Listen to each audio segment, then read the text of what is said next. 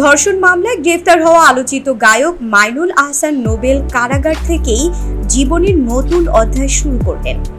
মামলার বাদী ইডেন কলেজের এক সাবেক শিক্ষার্থীকে বিয়ে করেছেন তিনি।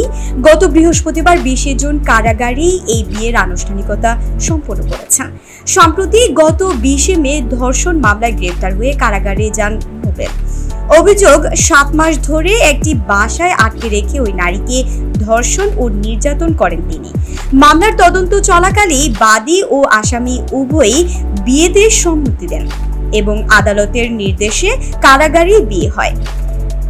ঢাকার সিএমএম আদালতের ম্যাজিস্ট্রেট নাজমিন আক্তারের নির্দেশনায় কারা কর্তৃপক্ষের উপস্থিতিতে বিয়েটি সম্পূর্ণ হয়।